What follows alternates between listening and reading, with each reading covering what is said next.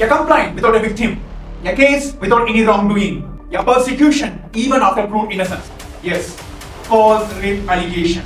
This truth was suppressed and buried by the Hindu-phobic and Hindu-missing elements along with their militant media outlets for 15 years. I am going to dig out and present to all today.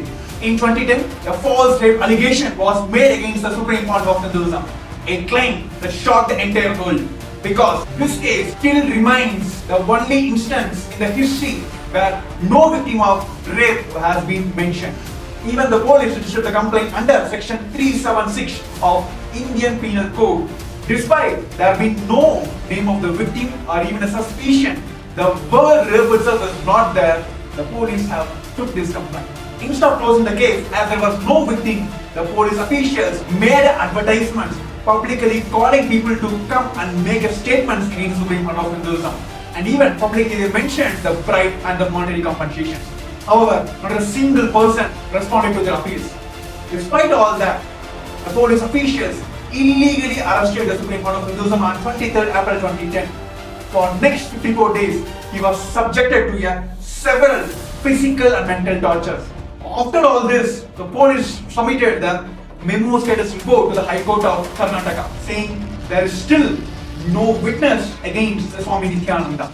But there was no acknowledgement from the police about the protracted duration of the proceedings and the abuse of power, which violates many international human rights standards. However, the court have blasted the police that they cannot torture Supreme Court of Hinduism without a witness. So the court have granted the bail, but with meeting condition. His right to travel and his right to speak freely was denied.